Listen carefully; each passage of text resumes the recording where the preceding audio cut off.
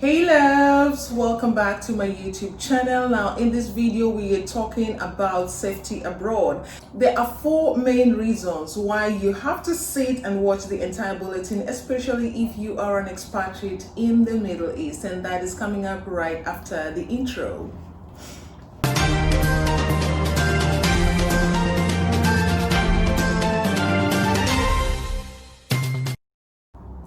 Well, the growing global mobility has made an estimate of 1.5 billion people to travel from one destination to another for the purpose of working. Now, from the time that you travel from your home country and find yourself in another country for the purpose of work, you are automatically dubbed as an expatriate.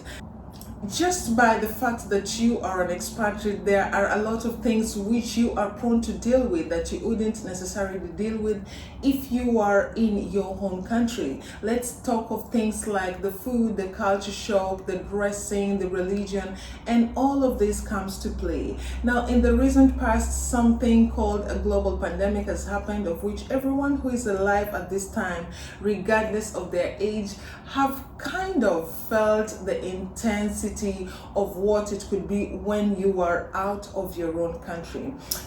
Now, there is proportionate exposures to health risk and we could say employee and employer's obligations. And now we are looking at the legal aspects, being able to work legally in the country that you are in. Now, this has been observed. Now, we're going to reduce the context to the Middle East, whereby the employees and the employers need to meet certain criteria health-wise, and there is the obligation by the company to protect the employee from some certain health implications, and this has somehow been stripped off from the employees, especially with the recent happenings of the global pandemic. Now, we are going to dissect them one by one, and I'm just going to try to cover as much as I can in the shortest time possible. I wrote them all down here for the reference purposes and also to give you information that will be applicable and useful for you at the same time. Generally, before the global pandemic, most of expatriates were exposed to things like health risk, epidemics, lack of access to medication, being taken hostage, and a lot of things which we are not going to focus on here. We are going to look at the specific area of employee protection, and we understand there is a number of employees that have lost their jobs in the recent past, and some are looking to not be realistic about it, or let's just say being reckless with the entire situation. And we are going to tell you four main reasons why you should not even think of contending or challenging the system for your own safety. Now, among the factors that increase any legal implications would be like employee nationality, employee position in the company, the company image in the country, and we are also looking at employee behavior. Now, we are going to start by the very first one, the employee nationality. There are some countries that if you come from, you don't have a good standing. First of all, you don't have the backing for your foreign affairs ministry. We have seen a lot of employees battling a lot of things with their companies, but because they lack backup, in as much as their case was very, very strong and they had all the possible chances of winning, we have seen the cases being swept under the carpet.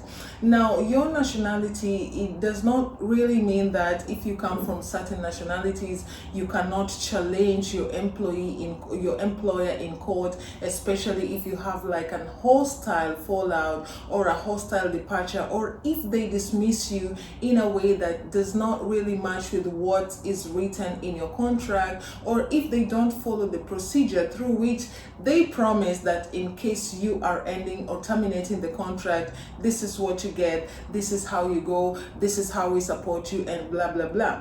Now, with this global pandemic scenario, most of the companies cannot really live up to that in as much as they would want to. And truth be faced, there are some nationalities that are getting less fair treatment compared to others, because reducing the contest, now we're looking at it at the Middle Eastern perspective. There's some places that which if you come from, nobody would really care. Even if you go to court, they will just trash your case on the side. We don't want to face it, but that's the truth. So it's a good thing that there is freedom of intelligence or intellect, or use platform like this YouTube to try and educate some people to understand that somebody else may have a better standing than you if they should open the same case that you are actually trying to open. And the next thing is the employee position. If you are just a staff, maybe falling on the low grade or entry level, you do not expect a similar treatment with a manager, maybe a director, or So you need to put into consideration your standing in the company, because of course, if you go as a chief operating officer, let's just say if you go as a chief accountant, you do not stand the same chance if you go as a sales representative, or let's say a call center agent. So there is weight which you present if you have a higher position in the company.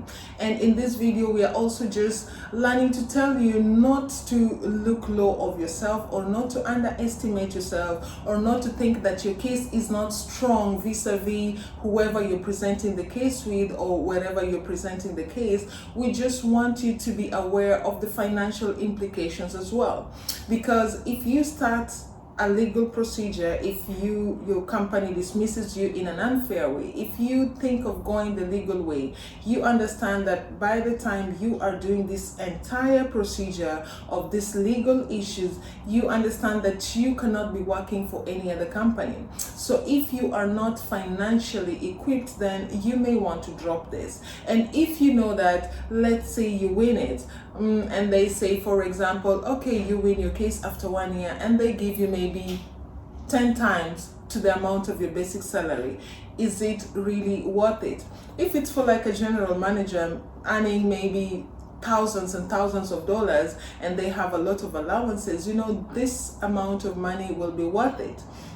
Well, if you are in a mid-level, in a beginner level, then it may not necessarily apply to you. So even if you get compensated for something that was wrongly done for you, even if you get justice, the justice, will it be really, really worth it? So these are things to consider, and as well as your safety, because you may win the case and then you get a permanent ban, so you cannot work in this country, or you cannot work in these specific areas. And these are things that just put some strikes on your certificate of good conduct, which is not really worth it if you still want to be an explorer, or what I would call a professional nomad, moving here for professional reasons, moving there for professional reasons.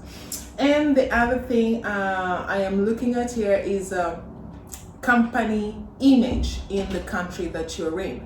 Now there is, I'm just going to divert a little bit, there is a group of Etihad cabin crew members who went on and filed a case. Of course, they discussed, a lot of them, that we are going to sue our company. How can they terminate us like that, not give us our benefits, our end of service and stuff. Now I think there is a lot of them that actually decided they were going to do it, but there are some people who chickened out or just betrayed the rest of the group.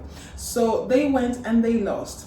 Now you can think of the implications of these cabin crews. I don't think they stand a chance to work with any Middle Eastern airline again. But in my personal opinion, the way the Etihad crew handled it was a little bit not I wouldn't suggest that for any other group of people, no matter how unfair you feel the system has been to you. Because the honest truth is that if your company has a good standing, do not think that the government or the judicial system of the company, of the host country, do you think that the magnitude, or rather what you bring to the table, can be compared to what that company does? Now, if it is a company that is big enough that they really support the economic system of a country, do not even dream that you will get justice, no matter where it goes, no matter where you go. I mean, it's just unthinkable that a company that is a multi-million-dollar generator on the annual budget of the country is going to, you know, I don't know how to make it look more, I don't know how to paint the picture, I don't know how to bring the picture to life for you now through words.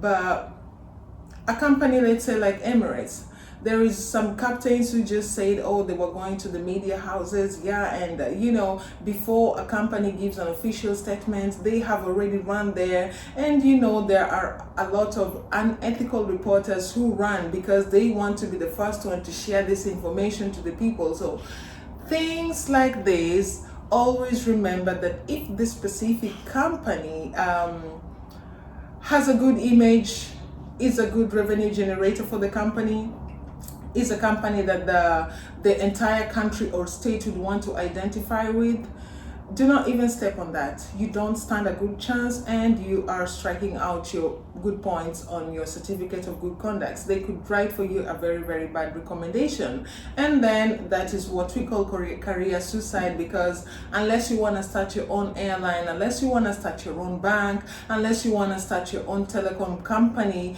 you do not want to spit on you just do not want to bite the finger that has been feeding you. So that's my personal opinion. You can do what you want. If you feel justified, just go ahead. But I could tell you for a fact, if the company has a good reputation within the country, no matter what you do, maybe you may get justice in your opinion, which is monetary compensation, but there will be no that much of penalty to the specific company. And trust me, what you think you deserve to sue about, somebody and thousands of other people are willing to work for the same. So nothing really makes you special.